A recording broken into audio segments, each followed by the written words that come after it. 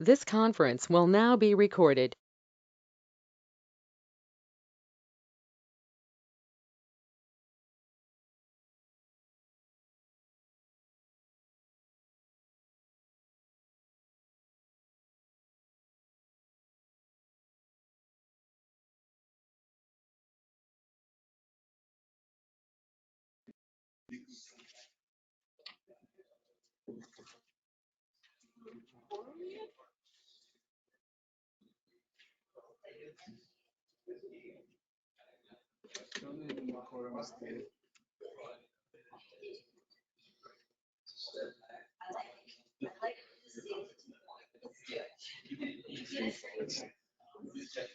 I have 11. I have 11 right now.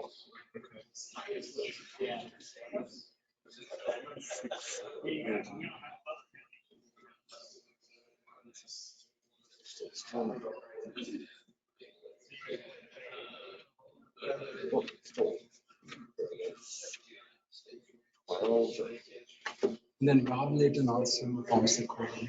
I got that. Is Tom Hayden? John Hine and Okay. So both are here, right? So one more. Right. Hi.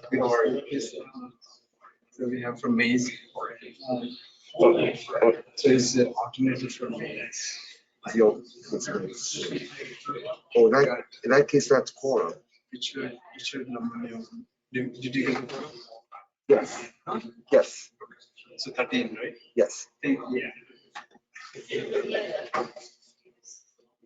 Thank you, sir.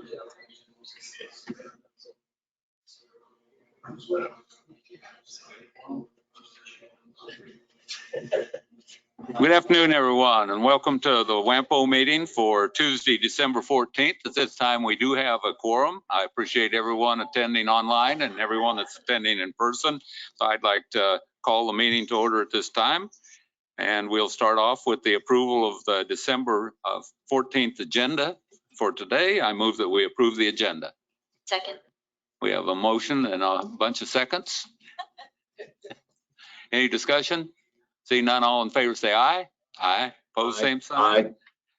Motion passes unanimously. The other next item is approval of the November 9th meeting minutes.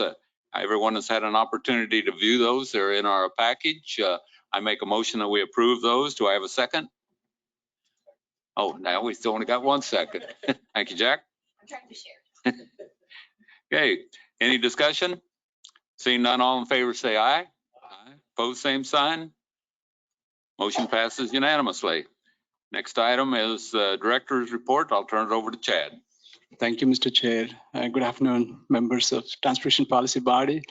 An overview to start with, the staff would like to thank your leadership and also members who participated in presenting regional connections topic, which is city presentations and county presentations.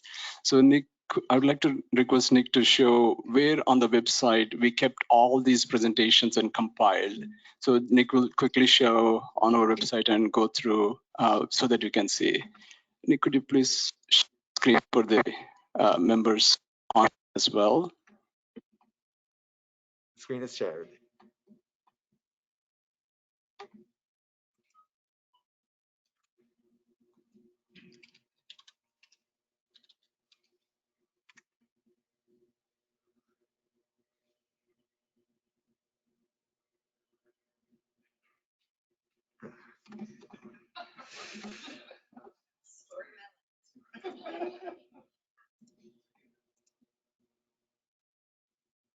It's on the website, WAMPO under regional connections, and I'll send the link to all the members where it's located after the meeting. It was a rewarding and eye-opening experience for the staff to learn, and next year and upcoming year, staff would compile from these reports, and if additional information is needed, staff would reach out to all the jurisdictions and update the long-range transportation plan as well. It's one thing, staff believes it's one thing to update the transportation plan, but what was amazing was the relationships that were developed during the process of the presentation, between each other, knowing each other, and that's staff felt more powerful than just the document of transportation plan. So we were pleased to see that in this year, in 2021, and we are thankful. So let's go to the next slide, please.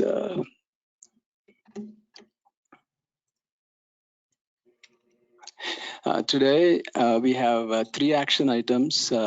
All of them are related to amendments. The first one is the long-range transportation plan amendment, and that leads to the TIP amendment as well, number 5, because one of the projects in TIP amendment needs to have an amendment in the long-range.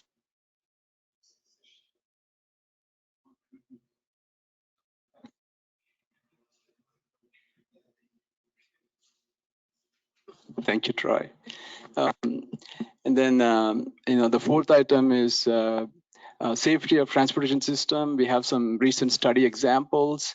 We have Nicole Waldheim and Kendra from Burgess Nyepel, who had presented at Phoenix AMPO, Association of Metropolitan Planning Organization, some of what other MPOs are doing. And so Nicole and Kendra are online, and they will make the presentation as well. So that's just an overview of what's going on today. What are the action items today for us? So next slide, please, Nick. Just for your information and for those new, this would be helpful, how the Metropolitan Transportation Plan is updated every 5 years.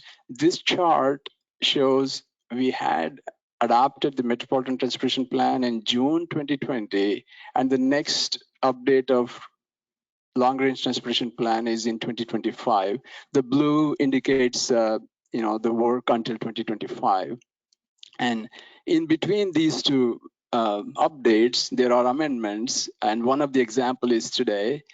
And the next row shows transportation improvement program, and you can see in that fall 2020 we had the TIP document update developed. Then the next TIP update is due in fall 2022.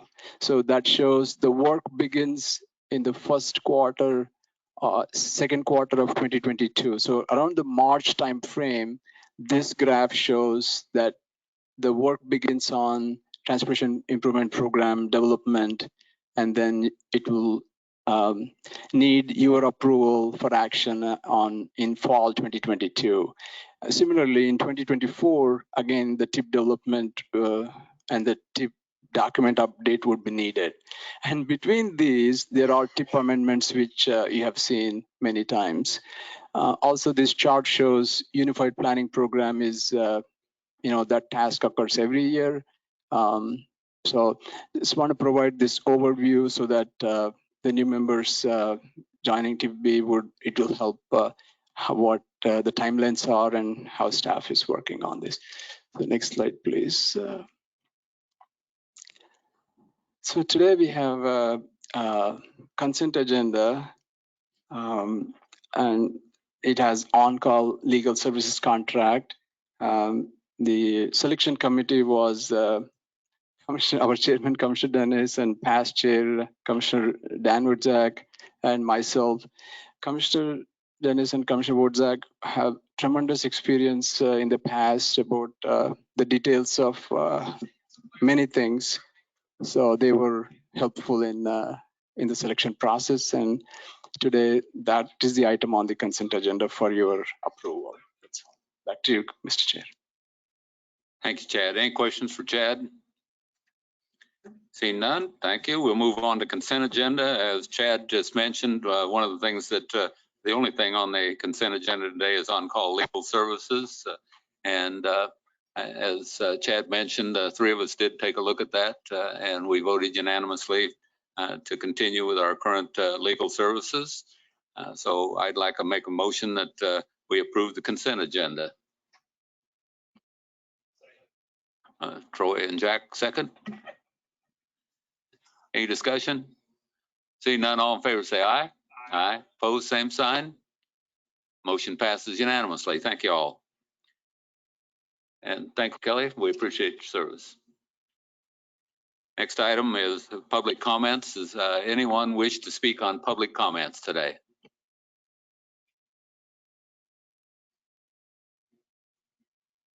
Seeing no one, we'll move on to new business. First item on the new business is the Reimagine Move 2040 Amendment 1. Chad? Okay, thank you, Mr. Chair.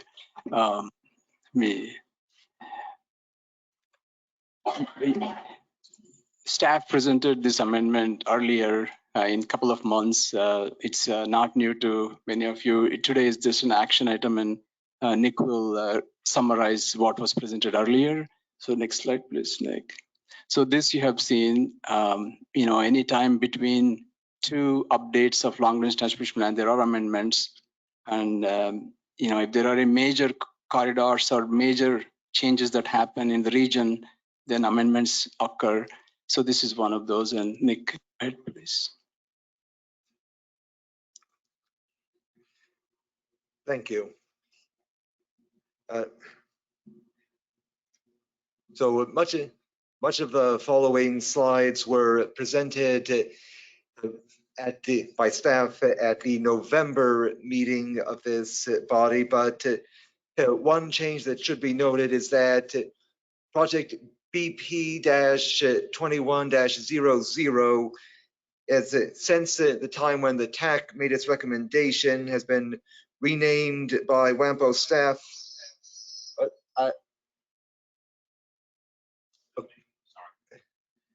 Has been renamed from standalone bicycle pedestrian projects not specifically identified to bicycle/pedestrian/trail/safety projects.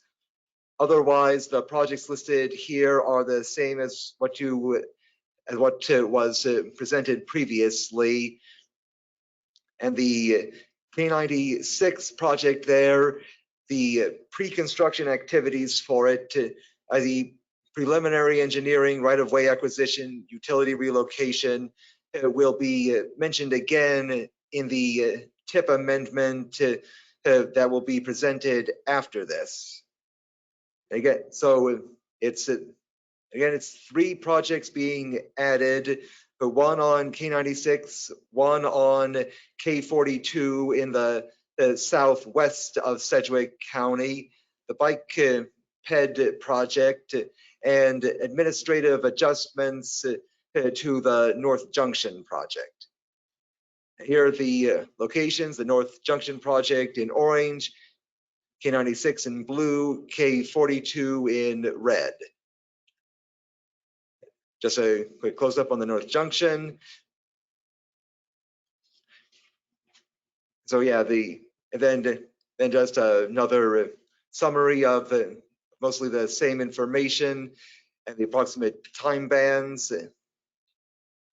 These being the projects that were specifically requested that triggered this amendment, and the specific information on the K96 project. As you can see here, the pre-construction activities are 2024 and earlier, but actual construction not until after that.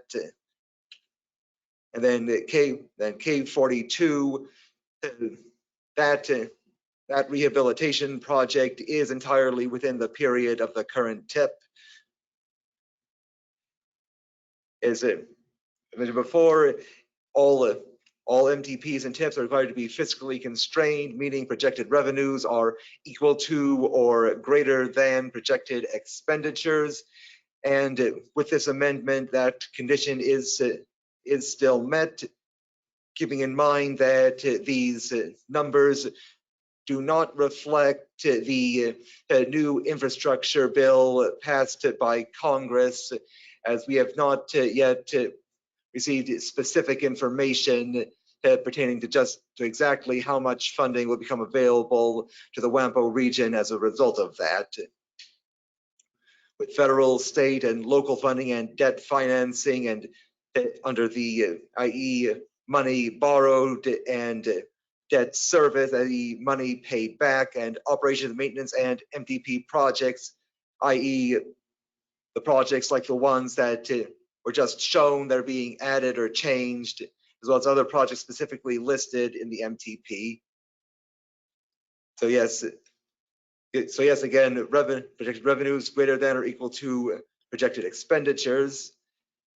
We held a public comment period for this from October 23rd to November 21st, 30 days, during which we had a special public meeting and open house, during which WAMPO staff provided information to attendees on the amendment and the projects in it.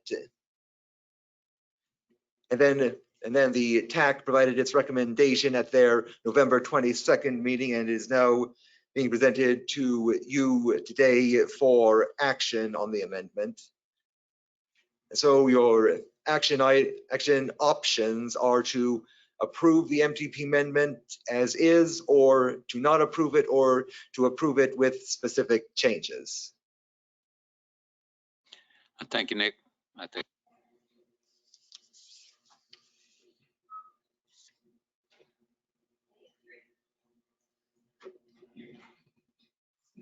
Thank you, Nick. I appreciate it. Does everybody hear me now? Good. Anyway, first of all, I want to thank the state KDOT because most of these projects are mostly funded by KDOT that are allowing those to happen. So I appreciate that very much. I know that the whole WAMPO region is going to be better off because of these things that are in this amendment. It's good for our region. So I make a motion that we approve the amendment as proposed. Does anyone have a second for that? Second. We have a second from Mr. Lemunion. Any discussion? See none, all in favor say aye. Aye. Opposed, same sign. Super, thanks. And again, thanks to KDOT for these, appreciate it. Next item is TIP amendment number 5. Nick, you on again? Yes, thank you. Today, we actually have 2 TIP amendments, which because of some timing issues had to be separated into separate ones. This first one is TIP Amendment 5, and it consists of there are 7 projects, 3 are only administrative adjustments, and 4 requiring official action, of which 2 are projects being added to the TIP. 1 is a project being removed from the TIP, and 1 is a project being significantly modified in the TIP, as shown on the map here. As you can see, there's the K96 project and one on I-135 and the North Junction, and a couple others there. I'll get to them individually here.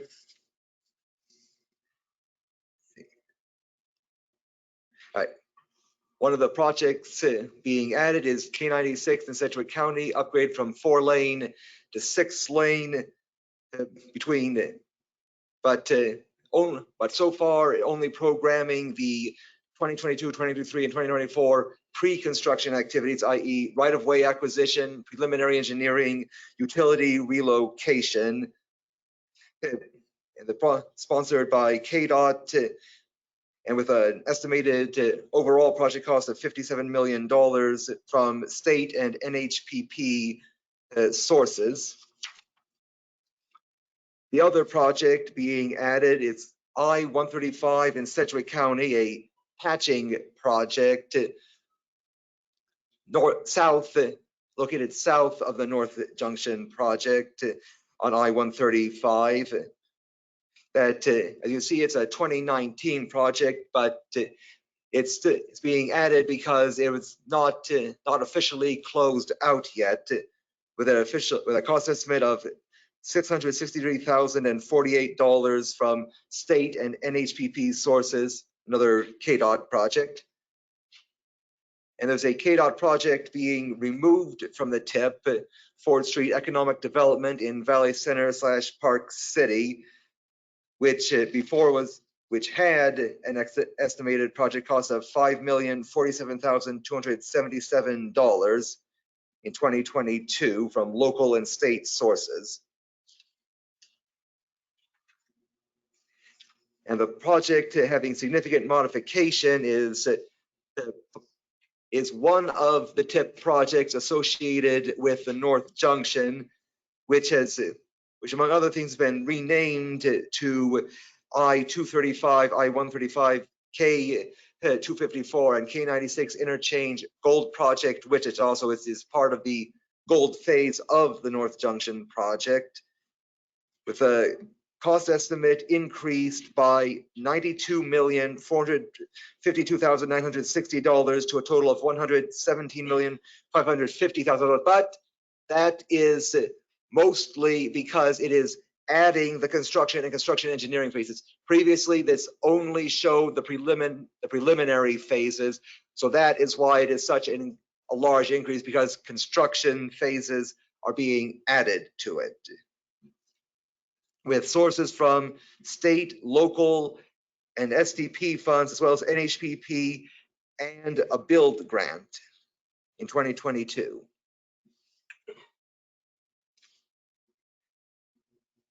This went through the public comment and review period with no comments received to date. With the public comment period ran through the 21st of November.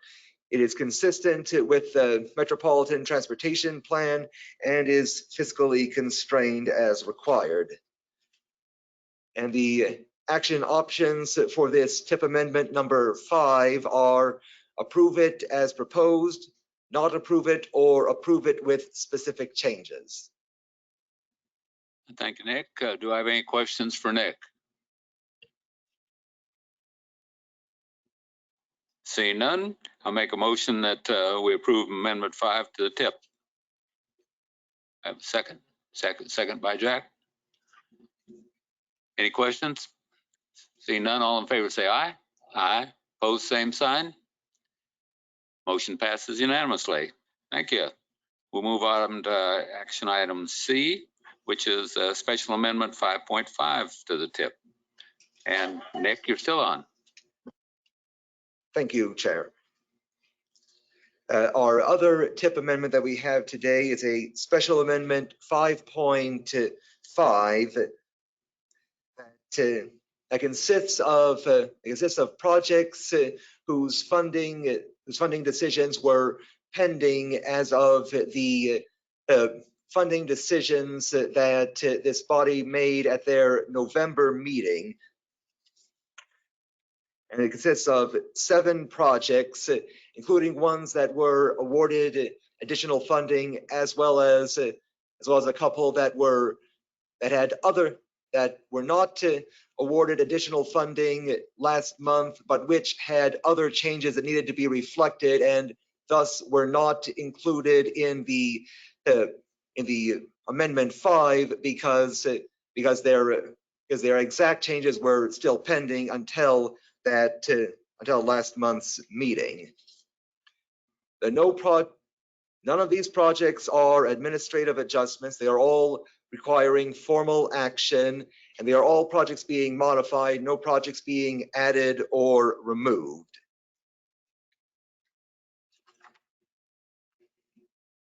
The first project is the Zoo Boulevard Bridge over MS Mitchell Floodway project from Sedgwick County in 2023. In keeping with what was approved last month, it is having $683,064 in HIP funds added to it, as well as having its STP funds increased by $64,904. And its total cost estimate increased by $1,337,192 to a total of $3,060,000. Next project is The next project in Derby is the Nelson Drive Realignment Project in 2024. It had a cost estimate increase of $2,269,819 to a new total of $9,453,618. And the increase comes entirely from the local portion. And other than that, it just had some updates to contact information. In the city of Mays, there were changes to the Academy Avenue improvements from Mays Road to Mays City Park project. The cost estimate increased by $2,379,227 to a new total of $6,254,227 in 2022. And in keeping with what this body decided last month, the CMAQ funding on the project is being increased by $1,446,892, and the STP funds are being added to the project that were not on it previously in the amount of $148,757. That being, although this body approved funding up to an amount higher than that, that was contingent upon the availability of the funds, and this is the amount that is available as of this meeting. This project in Keachai in 2024, the Oliver and Keachai Road intersection project. Let's see here. Yes. The cost estimate on this project increased by $506,372, and due to a previous error in TIP programming, the STP funds on the project had to be reduced down to the level shown as available in the MTP for this particular project, from $2,028,756 to $1,524,224. Next project in the city of Wichita in 2023, the West Street Harry to Pawnee project, with a small cost increase of $185,000. And in accordance with what this body approved at its last meeting, adding $3,089,097 in Coronavirus Response and Relief Supplemental Appropriations Act funds, and also reducing the STP funds by $401,584. That amount being redistributed to other projects. In Valley Center in 2023, the Meridian from Ford 77th Street North to Seward 69th Street North and Main to 5th 85th Street North project has a cost increase of $1,537,466 to a new total of $9,977,930. And in accordance with what this body decided at its last meeting, adding HIP funds in the amount of $556,717 and increasing its STP funds in the amount of $336,680. And the last of the 7 projects for this amendment, the WAMPO Travel Demand Model Update Project in 2022, which is not mappable, which decreasing with the cost estimate decreased through choices that were made by an amount of $1,003,875 to a new cost estimate of $700,000, which previously came from CMAQ funds 80% and local funds 20%, but which, in accordance with this body's decision at its last meeting, will now come entirely from Coronavirus Response and Relief Supplemental Appropriations Act funds with no local match, if this amendment is approved. This amendment, like the previous one, had a full 30-day public comment period, whose last day was yesterday, and no comments have been received to date.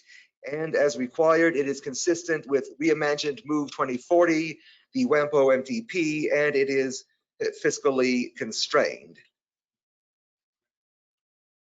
As before, the action items for TIP amendment number 5.5 are to approve it as proposed, or to not approve it, or to approve it with specific changes. Well, thank you, Nick. I appreciate it. We did go over these last month, and actually it's quite a bit different than we had originally planned. So I appreciate all the work that staff and everyone that was involved on getting this new amendment changed around. I know Mays and some other cities will be happy with some of the outcome of this if this passes. I think it's an important amendment. I'd like to make a motion to approve. Do I have a second? We have a second from Mr. Lemunyan. Any discussion?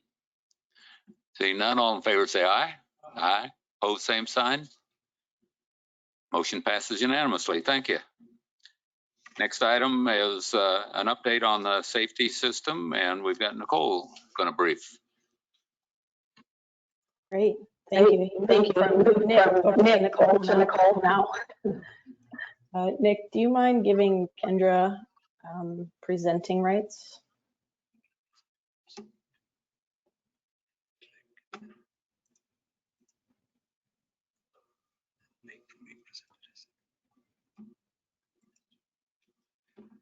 Kendra, you should now be a presenter.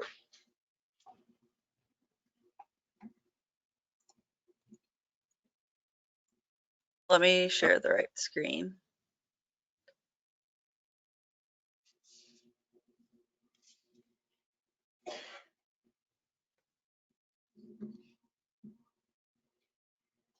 All right, there we go.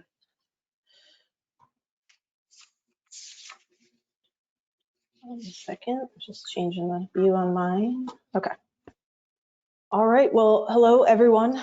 Thank you for having us today. I'm Nicole Waltheim. I'm the Transportation Safety Team Lead for Burgess and Nyepel. And Kendra and I have completed several safety plans in MPO regions across the country, which is why Chad asked us to present today. Him and I also met at the AMPO conference, as he mentioned, in Arizona, and had a lot of great conversations just about, I don't know, transportation topics and safety and family. So I'm happy to be here today talking to him again and all of you. But Kendra and I have also both seen the impacts that crashes can have on friends and family. So we're always really happy to share our safety knowledge and hopefully some ideas today with you all to kind of help you inch closer to your Vision Zero planning and implementation efforts. I know you've had some conversations on the topic previously and have seen some data on the topic. So Kendra, next slide. So since we're not there with you in person, just a little bit of context about us. So I've been in the industry for about 19 years, and part of that actually included being the interim director for an MPO in North Carolina. It was one of the hardest jobs I've ever had, so kudos to Chad and Nick and others on staff there for your role at the MPO. The last 10 years, I've really focused on transportation safety. As I mentioned, I've done MPO safety plans across the country. I'm a planner, so my main focus is on safety planning specifically. I also teach workshops for the Federal Highway Administration on transportation safety planning. So I've done those in 18 states, and we get to bring together the DOT folks, the MPO folks, and local agencies to really think through what are some of the challenges as well as opportunities to integrate safety into all that we do. So just gleaned a lot of best practice examples from that work. And then I'll turn it over to Kendra in a second. The one thing that I'm working on right now that I'm really excited about is I'm actually working with an MPO in the Baltimore region to understand what the safe system approach. This is a newer approach that Federal Highway has been talking about a lot recently. And I know in your packet, there's I think a 1 or 2 pager on the safe system approach, but we've been working with an MPO to figure out, what this can look like at the regional level. How can we help an MPO really think through safe roads, safe speeds, safe users, post-crash care, and then vehicle technology as you move forward and get closer to zero in your region in particular. So a little bit about me. Let me turn it over to Kendra to chat about herself. Thanks, Nicole. So I'm a traffic safety engineer here at Burgess & Nyepel with about 10 years of experience. And so I've been fortunate enough to conduct safety analyses in 9 states, including for several MPOs. And so my specialty really is in the data analysis side. So you'll see me talking about the numbers as well as infrastructure improvements. So Nicole and I kind of are a package deal with the planner versus the engineer side. So the focus of our presentation today will be on how MPOs can develop a plan that incorporates a safe system or Vision Zero principles. I think we already all know how important safety is, but we'll reiterate that. We'll talk about Vision Zero and safe systems so we're all on the same page about what they are. And then we'll go through the steps transportation professionals can take to develop a safety plan and implement the right size solutions for your region. Transportation crashes are one of the leading causes of deaths in the United States, behind only heart disease and cancer. Quoting Secretary Buttigieg, a single preventable death is a tragedy. Tens of thousands of them a year is national crisis, one that demands not just our remembrance, but our urgent action. Making sure people don't die on a transportation network is probably the most important job a transportation planner, engineer, or designer can play. This call to action should be heeded immediately, not just nationally, but at local levels too. Based on the Wichita Area MPO Safety Appendix, fatalities in the Wichita region have trended upward since 2008. This narrative is similar for many other cities across the country. It's not just limited to Wichita. And now I'll turn it over to Nicole to talk about Vision Zero and Safe System. Yeah, I wish I was there with you, or we could do some interaction, but I think there's a lot of buzzwords that are often thrown around related to safety. There's Vision Zero, there's the safe system approach, there's towards zero death. And I don't know, I guess any feedback from the room or maybe in the chat pod, have you thought through, or thought about what the differences between these things are, or do these concepts confuse you at all just because there's so many of them? I was trying to get a quick pulse of the room in terms of where you're at with, I guess, the safe system approach and Vision Zero.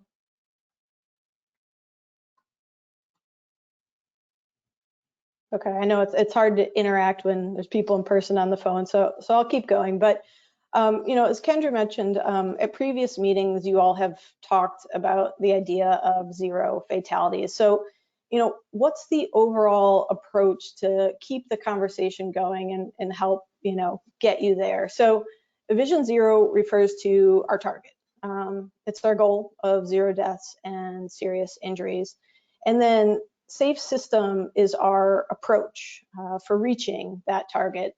And then at the forefront of all of this is safety culture. And it's the shared values, actions, and behaviors that really demonstrate a commitment to safety over competing goals and demands. So to plan for Vision Zero, I think, one, we need a customized, right size, safe system approach to achieve zero.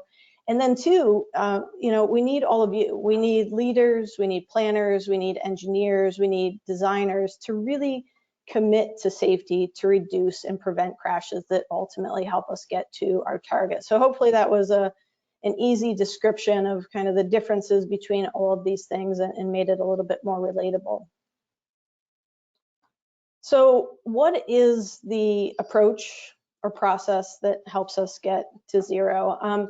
This graphic presents an overview of the safe system approach. So the principles in the outer ring are the fundamental beliefs of a safe system, and then the elements in the middle ring are the conduits to implementing a safe system. So some of the key things to think about as you start to develop a Vision Zero plan and then later implement it are kind of this package of things here. It's, one, it's making sure people like, you and me are using the system correctly and we're following the rules and the limits of the road. It's really important. It's probably one of the hardest elements of a safety plan is just the road user behavior.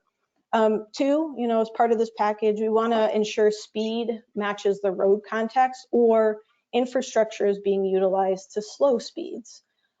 Three, we want to ensure roads are safe for all users. So we're not just talking about bicyclists and pedestrians, they're very important, but we're talking about roads for everybody. So vehicles, trucks, motorcyclists, bicyclists, and pedestrians. How can we get to a day where every road is taking those users into account, or roads are taking the appropriate users into account based on context. Another part of the package is ensuring that emergency responders can get to a crash scene and then to the hospital in a reasonable amount of time. And then lastly is just staying up to date on technology and innovations that can ultimately enhance transportation. So again, as you're working towards zero, these are the important elements to keep in mind during the planning process. So, how can you get closer to zero? A really good plan that acknowledges and addresses those safe system principles and elements that I just talked about is a really good start.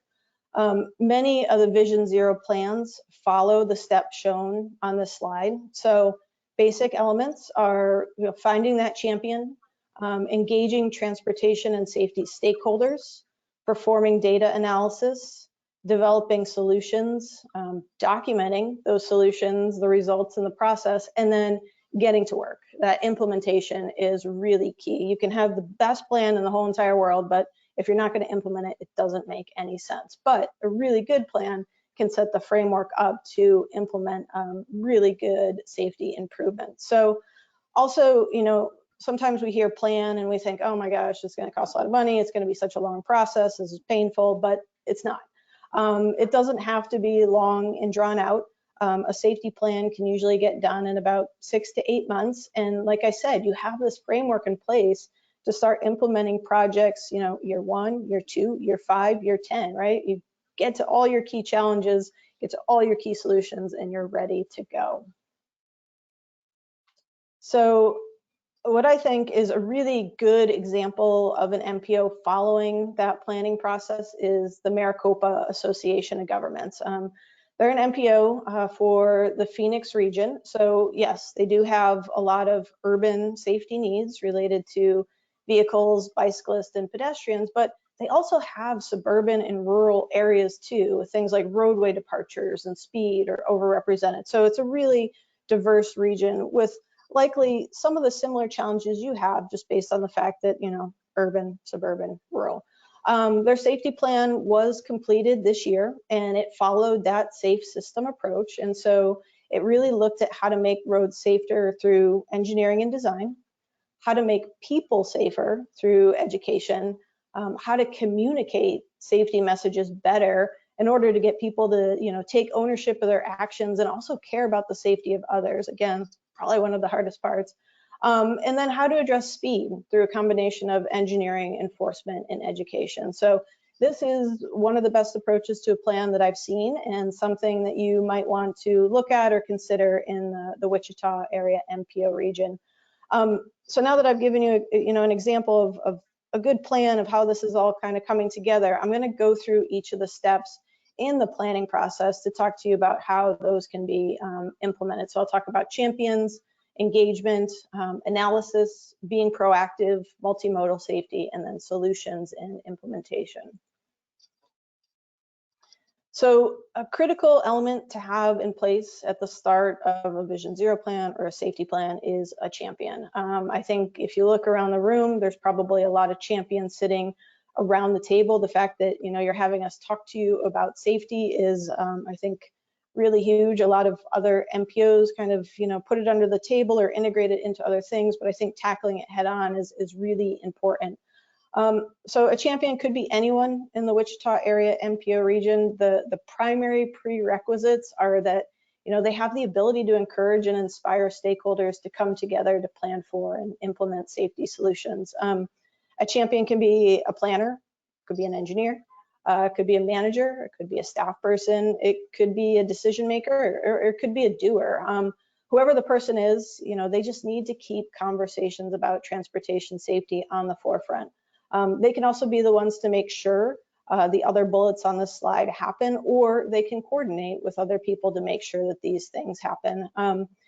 These are just a few of the faces that I see as real safety champions and people that I've worked with over the course of my career.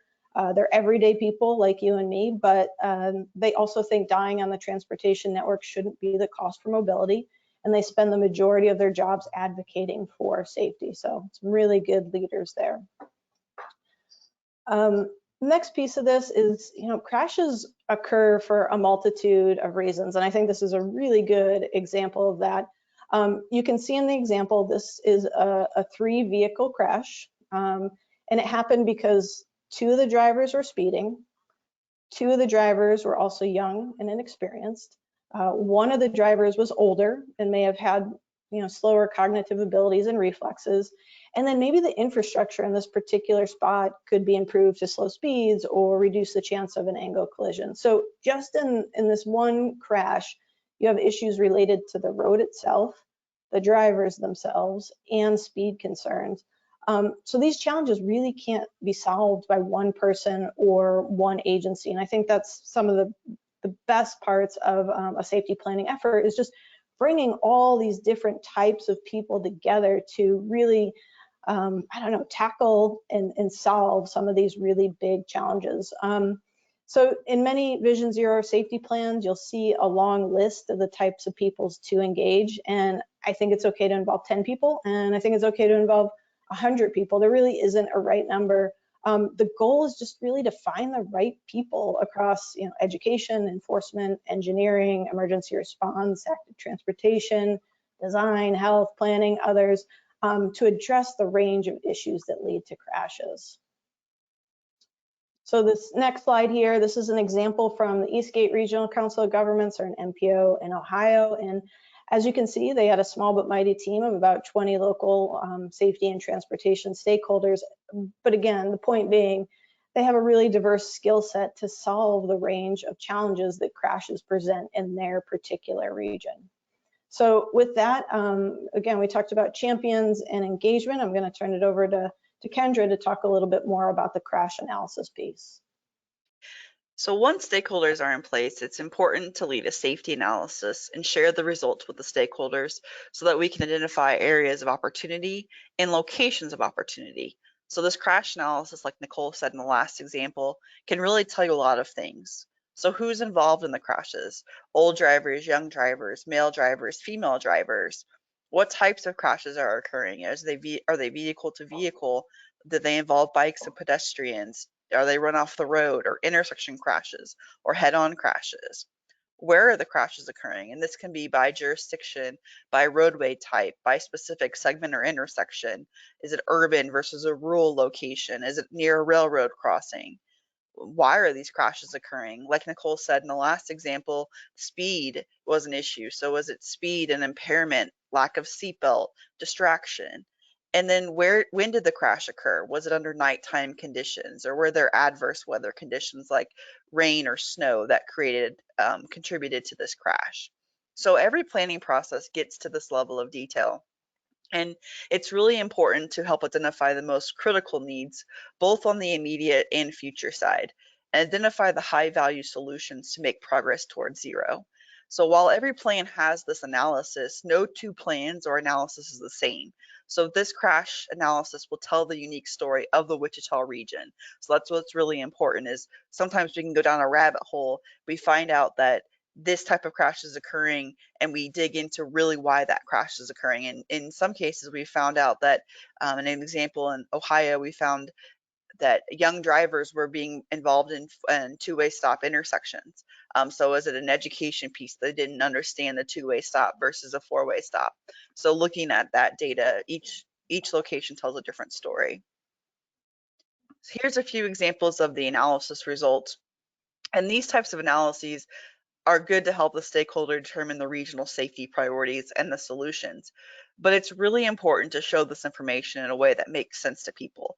These easy to read tables, graphics, and maps are essential because we're often not working with a group of completely technical stakeholders. We may have driver's ed teachers that are more not in the technical space of engineering, so having them understand what these crash types mean and what this data really means is important.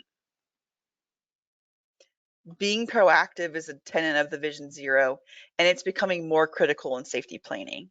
So while identifying current crash locations and solutions are critical, and is usually what gets funded, it's also important to have stakeholder conversations and look at other data to understand what safer streets could look like, regardless of whether crashes have occurred there. It's this more human-centric approach. We all want streets to be safe and comfortable for all people. So as part of the safety planning process, it can be valuable to draw upon maps, do scenario planning, and have conversations about near misses and roadway risks to really envision what a safer community looks like. Chances are all of your stakeholders know the transportation network well, and they can provide valuable input about safety needs and challenges in lieu of specific location data or extensive crash analysis. Many of the existing Vision Zero plans place a large focus on safe bicycling and walking. While the crash numbers might be low, the severity is often high. The conversation and priorities around bicycle and pedestrian safety is really important in a safety plan.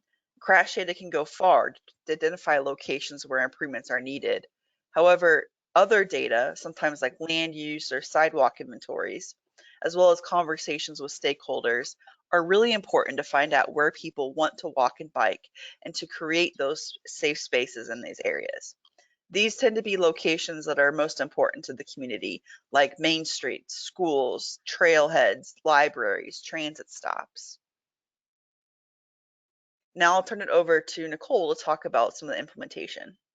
Yeah, so I think with limited resources, safety solutions really need to be focused in these plans.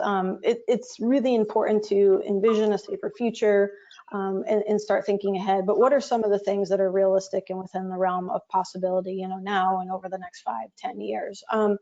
So a lot of times these, action plans as part of a safety plan are really focused on, three things. They're focused on things that stakeholders are already doing that are working in the region, things that are borrowed from other communities doing similar work. There's a lot of people out there that are focused on safety planning right now. So what are some of the good things that they're doing that might also work in your particular region? And then three, and probably most importantly, is a lot of the solutions are based on proven countermeasures. There's a lot of literature out there from Federal Highway, NHTSA, and other resources in terms of what are the things that are actually going to work to address fatalities and serious injuries. I think another important point of your solutions list is it's good to have everything in there, but when thinking about how to implement it, it's really important to focus efforts where there's interest and people are excited and it'll make an impact. So sometimes it's nice just to kind of do something really quick once a plan's in place or as you're doing the planning effort to really get people excited. I think success breeds success. So if they can see that some of these things are working, it's motivating for people to keep being part of this planning process and then implementing solutions.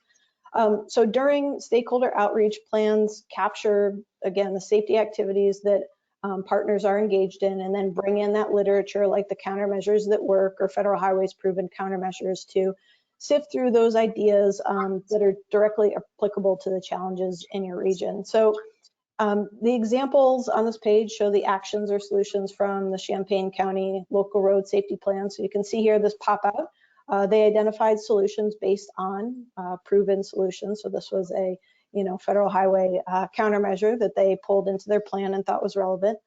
This next pop-up, you can see that they also included solutions of what people are already doing or wanted to be doing that they felt would work and address safety. And then another important point of an action plan is that it also assigned agencies to the solutions, because making sure progress is made is really critical for momentum and success. So building on this point, identifying solutions and putting them in a really nice plan is one thing. But implementing them, I think, is one of the most critical steps, you know, showing people the investment and the commitment to safety and that it is really making a difference. So it's really important to create a plan with things in it that you can implement, either, you know, one, with available funding, two, in kind. And, you know, there's a lot of behavioral or engineering solutions that would really work. So I'm going to talk about some of the impactful behavioral or education or enforcement type solutions that have come out of plans and are shown here. One of them was completed in kind. One of them was done with state DOT funding, and then the other was done with local government funding. So a lot of creativity in terms of, you know, getting these solutions on the ground. That first one over on the left there is in Champaign County, and young drivers were identified as an emphasis area. It's really important out of the analysis and as part of the stakeholder input.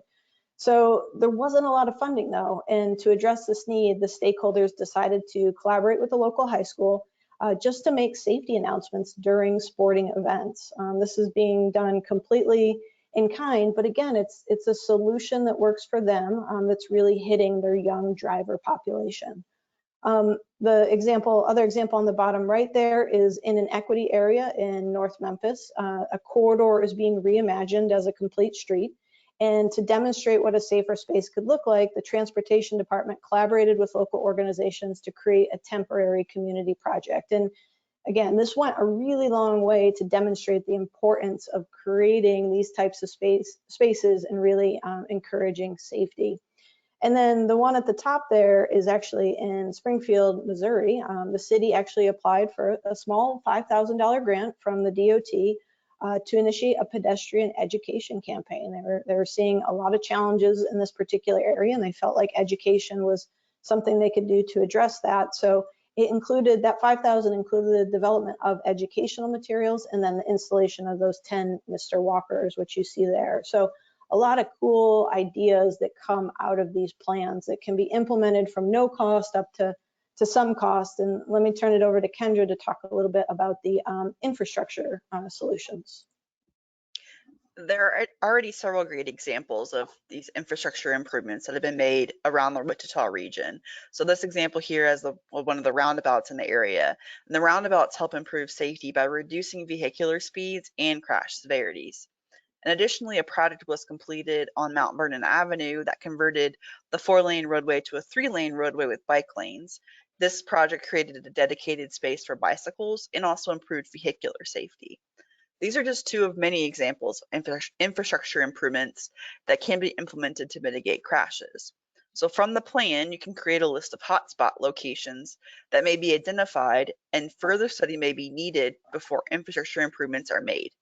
It's important to note, though, that not all infrastructure improvements have to be expensive. Sometimes we found that the lowest cost improvements are actually really the most effective ones. So a simple study at a location can help identify this low-hanging fruit type improvement that can be implemented at little to no cost. So to wrap it up, Vision Zero and Safe System plans lay out a framework of solutions that can reduce transportation-related fatalities and serious injuries. No one should die in the Wichita region from a car crash. A simple plan, close relationships, engaged stakeholders, and setting implementation priorities in the community can drive safety initiatives where they are needed, as well as give people the opportunity to be creative and envision what a safe network looks like for people living there.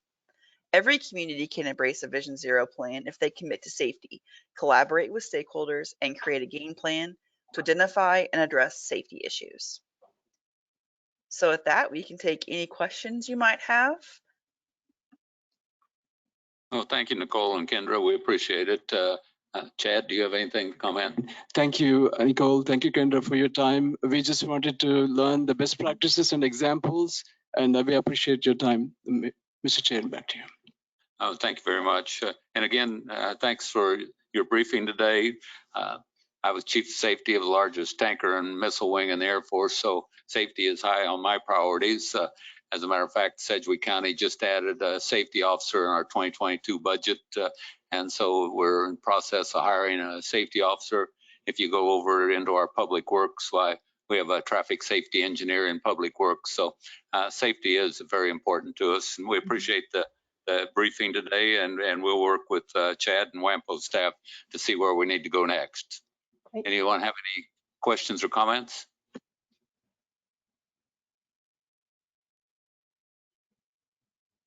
I don't see anything. Nicole and Kendra, do you have any final comments?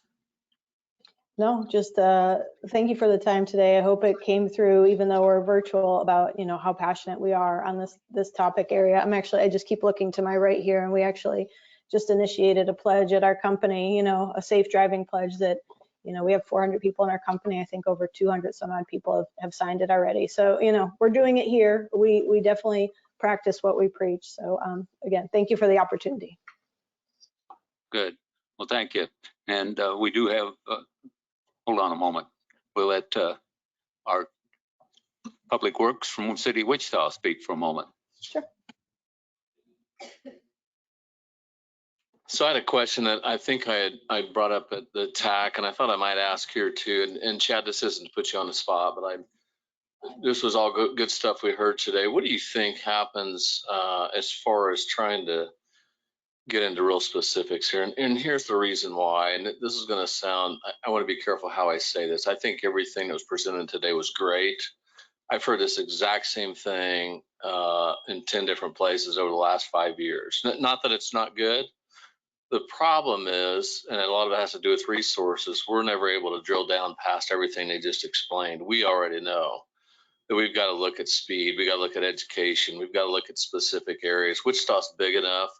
Most of our issues are specific related infrastructure issues. I mean, I don't know how many crashes we see anymore. People are on their phone. We've been educating the public for 10 years to stay off your phone, and obviously it's not working. I'm not trying to sound pessimistic. I would love to have more information for us. I heard mentions of other communities. We're always looking for examples of ways to slow people down. And we've started developing some of our own. We don't have enough police to enforce this all the time, so we've got to force that by infrastructure changes, right? So back to my question, do you have a feel yet? And it's all right if you don't. Again, I really was not trying to put you on the spot. How far we might be able to take this to get into some real specifics that communities might be able to use, if that makes sense? I think the first step is for us to, have participation from each cities, like City of Wichita, Andover, Derby, Mays, and potentially the police chief and records and those access we have, and analyze the, based on the presentation, analyze what's the cause of the crash. And then when it comes to implementation, we are all in this together, and it's a collective effort, and how we make that collective effort is up to us, and how it unfolds through discussions and meetings is what I envision and staff envisions. That's usually the standard practice in other locations as well. So it's several discussions on, how do we implement this? It can be enforcement, it can be educational, but then it is collectively as a region, us, how are we going to do is really up to all of us. So. Yeah, and do you mind if I add something?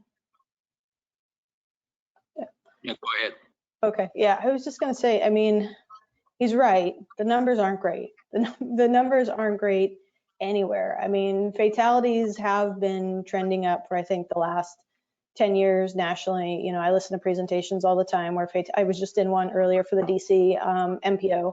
Their fatalities went up, their serious injuries went down, which was a success. But I think another part of the process too isn't just the projects and getting the projects on the ground, because the projects can only do so much. I think part of it too is also the policies and the programs. So I think, we didn't talk about it today, but a really important part of this process too is just bringing people together to understand what are some of the cultural challenges, what are some of the organizational challenges, what are some of the institutional challenges that are preventing some of these improvements for getting on the ground, from preventing some collaboration. We're all busy, right? We all wear a bunch of different hats. How can we actually work together on this particular topic area? So, I definitely, hear what you're saying, and I'm always kind of intrigued to start these things with some sort of, not a SWOT analysis, but, a baseline of,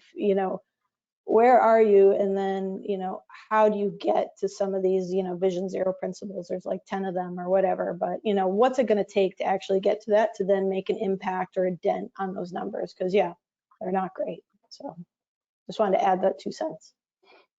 And I appreciate that. And I'm not here to say I have the answer. I don't know. Yeah.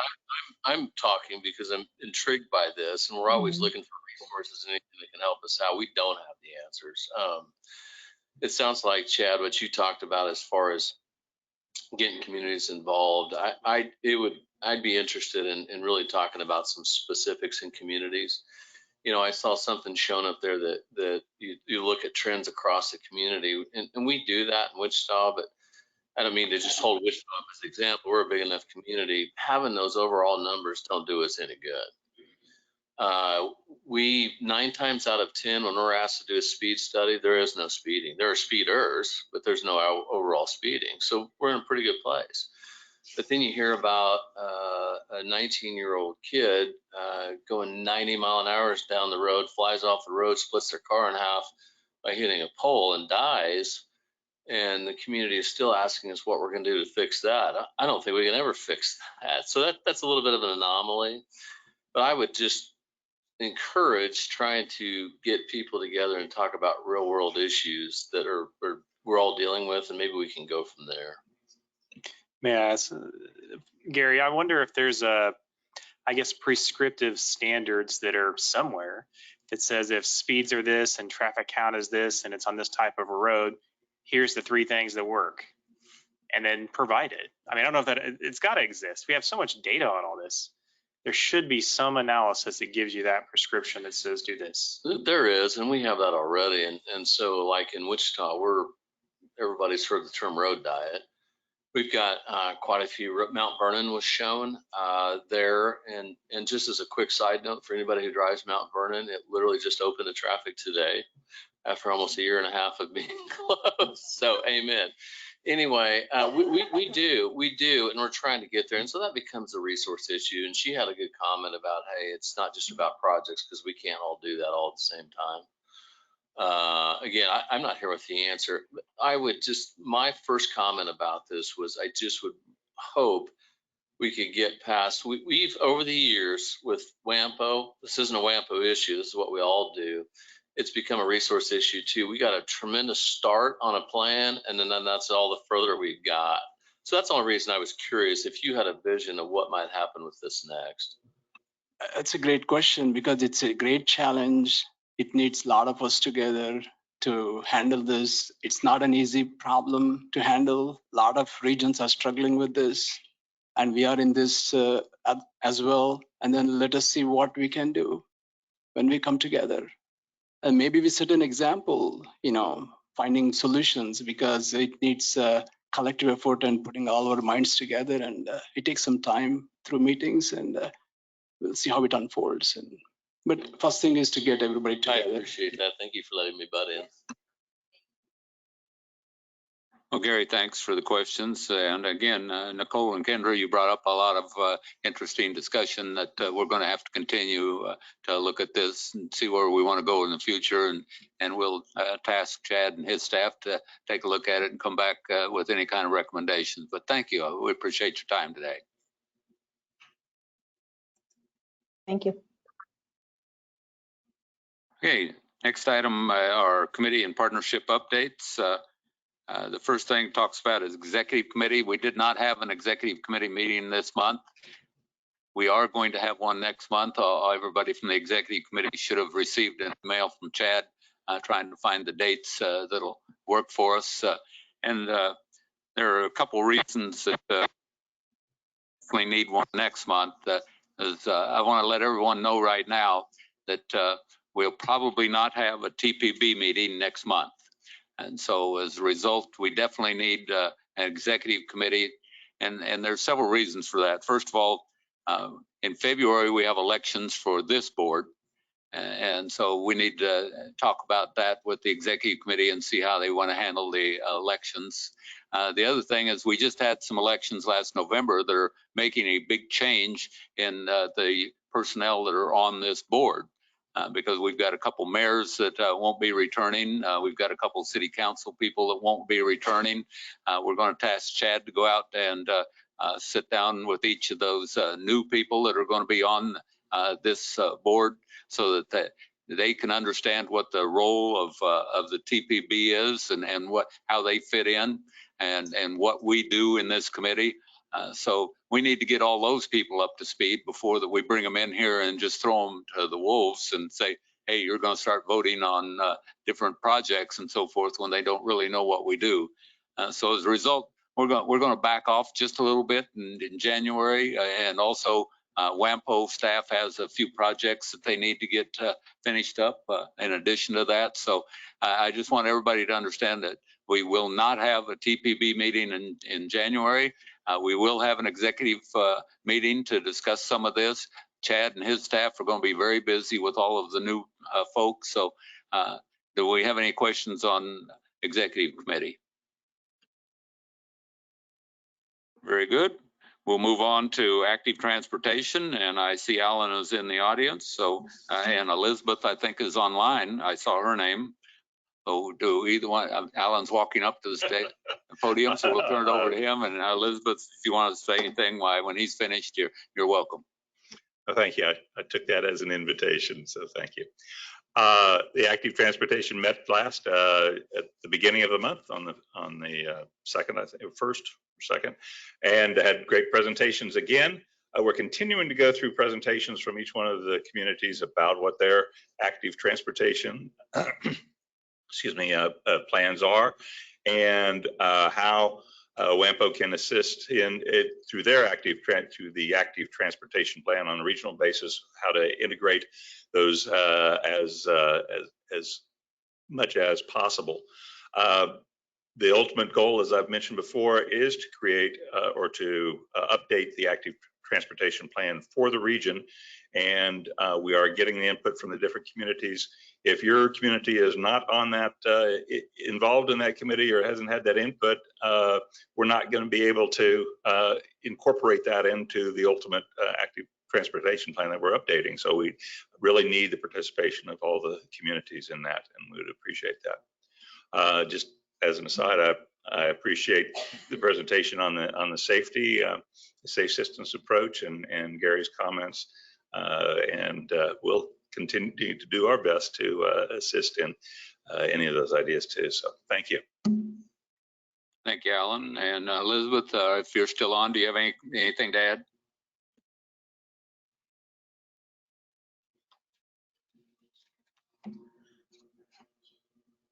Okay, we'll move on then to KDOT. I did see Tom Hine is online, so we'll see if Tom has anything to say today. I do. I'm trying to get my camera to work, but there we go. There we go. Hey, the green project on I-235 finished in the last month, and that's wonderful news for drivers. So we have more lanes. We have open lanes. We have open ramps. The Broadway interchange has been rebuilt. So that project, in all practical purposes for drivers, is finished. There will be some cleanup work through January, but very minor and probably no impact to traffic. We still have a few projects going, although many of them wrapped up in the last few months. The North Junction, of course, project is a 3-year project. We're 1 year into it. That work will continue over the winter. We have an ITS deployment going on, but again, that is generally beside the highways and does not impact traffic generally. Occasionally it does. And then there's a K-15 project down in Derby, adding turn lanes at Patriot Drive, and that will wrap up in December. So we have very few active projects right now. We should have a good winter with fewer cones and fewer interruptions to your drive. And I want to address a rumor that has gotten out that we are finished with Kellogg. I want to dispel that rumor. We are at a reprieve right now, let's say.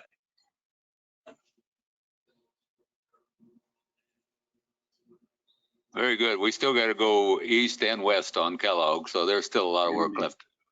Indeed. Well, thank you, Tom. I appreciate it. And we'll go on to KDOT. Mike, I see is online, and we've got Brent here in the audience. So if either one of you would have an update. Thank you, Mr. Chair. One quick update from KDOT Topeka. So the governor, along with Secretary of Transportation Julie Lorenz, will be announcing new highway projects that have been selected for the KDOT Project Development Pipeline. So that's our engineering pipeline. The announcement will be tomorrow, Wednesday, December 15th at 11 a.m. The event is being held virtually on KDOT's Facebook page. I'm going to go ahead and drop the information into the meeting chat box. You don't have to have a Facebook account to watch this on the Facebook page. So if you're like me, you're not on Facebook. The Secretary will also be talking about a significant T-Works milestone. You may recall T-Works was our previous highway funding program, so she has some stuff or some items to report there. She's also going to talk a bit about how KDOT is planning to approach the new federal transportation funding bill known as the Bipartisan Infrastructure Law. Happy to answer any questions, and yeah, that wraps up the update from Topeka. Thanks, Mike. I appreciate it. And I did see that Secretary of Transportation does have the meeting tomorrow. I've got it on my calendar. It depends on Pete Meitzner's online. He's our chairman of our Board of County Commissioners. If he can get our meeting done by 11 o'clock, we'll be on. So that's his goal right now.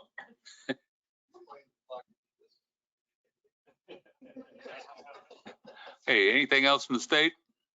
Yeah, Brent. Thank you. The one item that Gary mentioned about the safety improvements is a very real one. We look at a lot of safety accidents. Usually the heat maps are where a lot of accidents happen. You know, what could be done, countermeasures at that location. But after looking at these for numbers and numbers of years, the one thing that seems to stand out is inattentive driving. So anything we can do to draw attention to the fact that driving is actually a work you have to try is important. And anyway, I'm open to ideas as we go forward on that. Thank you, Brent. Appreciate it. Do we have anyone from Federal Highway Administration online?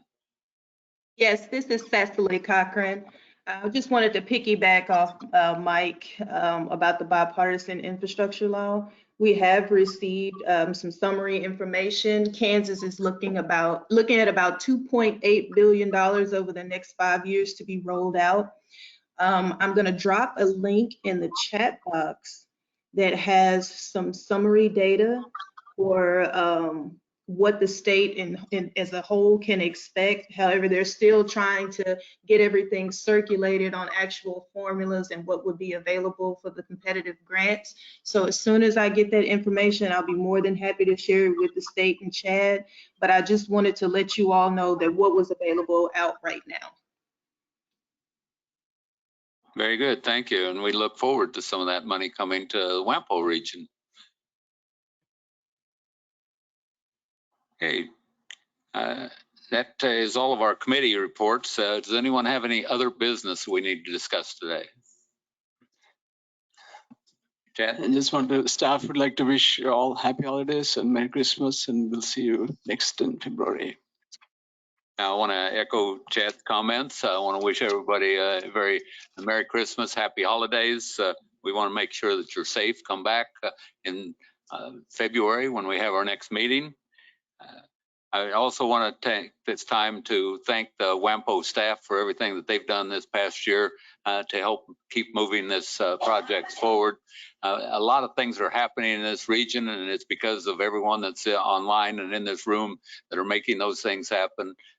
Things are getting better as long as we keep everybody involved in this. Why we're getting projects that are definitely changing our region. So I appreciate it. Well, Merry Christmas to everyone. Thank you. If there's nothing else, we're adjourned.